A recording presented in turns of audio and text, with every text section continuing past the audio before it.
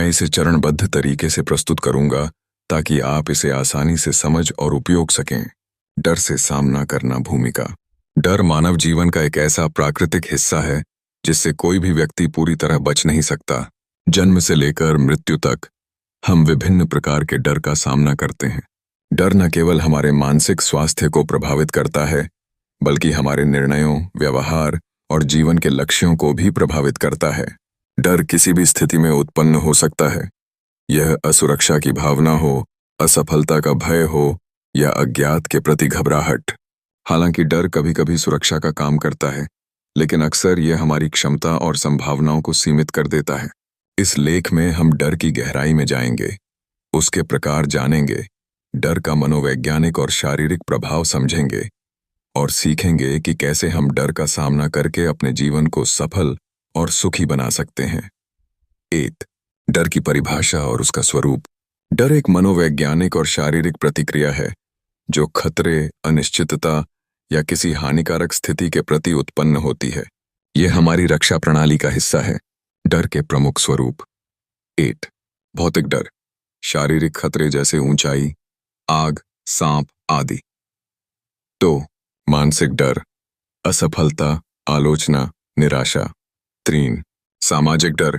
समाज में अस्वीकृति, अपमान या अकेलापन। 4. अज्ञात का डर। भविष्य, अनजाने अनुभव या नए अवसर। डर का अनुभव अलग अलग व्यक्तियों में अलग होता है। कोई व्यक्ति छोटे खतरे से भी डर सकता है, जबकि कोई बड़ा खतरा होने पर भी शांत रह सकता है। 2. डर का मनोवैज्ञानिक और शारीरिक प्रभाव। डर केवल मानसिक नहीं होता, इसका शारीरिक प्रभाव भी होता है। जब हम डरते हैं तो हमारा शरीर फाइट और फ्लाइट प्रतिक्रिया में चला जाता है। शारीरिक प्रभाव। हृदय की धड़कन तेज होना, पसीना आना, हाथ पैर ठंडे या कांपना, श्वास तेज होना। मनोवैज्ञानिक प्रभाव। चिंता और तनाव, आत्मविश्वास की कमी, सामाजिक अस्वीकार का डर, समाज में स्वीकार्यता की चिंता। 4. अज्ञात का डर। अनजाने भविष्य, नई जिम्मेदारियां या बदलाव। 5. स्वास्थ्य का डर। बीमार होने या मौत का भय। हर डर का मुकाबला करने की रणनीति अलग होती है। 5. डर का सामना करने के तरीके। डर से सामना करने के लिए कुछ मानसिक और व्यावहारिक उपाय हैं। 5. 1. स्वीकृति और समझ। डर को नकारने की बजाय उसे स्वीकार करना जरूरी है। डर को पहचानें और उसके स्रोत को समझें। 5. 2. सकारात्मक सोच। नकारात्मक सोच डर को बढ़ाती है। सकारात्मक दृष्टिकोण अपनाने से डर कम होता है। 5. 3 कदम दर कदम सामना। डर का सामना छोटे छोटे कदमों से करें।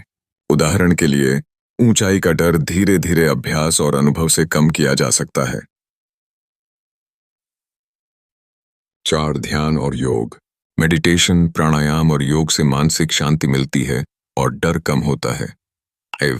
5. आत्मविश्वास का विकास। डर पर विजय पाने के लिए आत्मविश्वास महत्वपूर्ण है। स्वयं पर विश्वास और सकारात्मक आत्मसंवाद डर को कम करता है। 6. प्रेरक कहानियां। अतीत में अनेक व्यक्ति अपने डर पर विजय पाकर महान कार्य कर चुके हैं। उदाहरण, महात्मा गांधी ने अपने डर और असुरक्षा के बावजूद अहिंसा और सत्याग्रह के माध्यम से स्वतंत्रता संग्राम लड़ा। थॉमस एडिसन ने बार बार असफलताओं के डर के बावजूद प्रकाश का आविष्कार किया। 6. डर को अवसर में बदलना। डर केवल नकारात्मक नहीं है, इसे अवसर में बदला जा सकता है।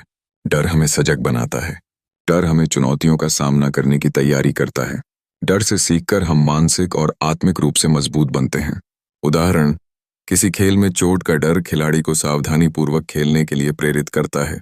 इसी तरह नौकरी में असफलता का डर व्यक्ति को मेहनत और योजना बनाने के लिए प्रेरित करता है। डर और सफलता का गहरा संबंध है। डर को नियंत्रित करके ही व्यक्ति अपनी पूरी क्षमता का उपयोग कर सकता है। असफलता का डर, इसे सीखने का अवसर बनाएं। सामाजिक डर, अपनी पहचान और योग्यता पर विश्वास रखें। भविष्य का डर, योजना बनाएं और कदम दर कदम कार्य करें। सफलता का मार्ग डर पर विजय पाने से ही खुलता है। डर मानव जीवन का एक अविभाज्य हिस्सा है, लेकिन डर को समझकर, स्वीकार करके और उसका सामना करके हम इसे अपनी ताकत में बदल सकते हैं। डर का सामना करना केवल साहस का प्रतीक नहीं है, बल्कि यह मानसिक, भावनात्मक और आत्मिक विकास का मार्ग भी है। डर को नजरअंदाज करना या उसे दबाना समाधान नहीं है। डर का सामना करना, सीखना और उससे आगे बढ़ना ही जीवन में वास्तविक सफलता और खुशी की कुंजी है। याद रखें, डर केवल एक भावना है और हर भावना को समझकर नियंत्रित किया जा सकता है। डर को स्वीकार करें, उसका विश्लेषण करें और उस पर विजय पाएं। यही जीवन को सशक्त और सफल बनाने का रास्ता है। बुद्ध के वीडियो देखने के लिए हमारी चैनल को सब्सक्राइब करें।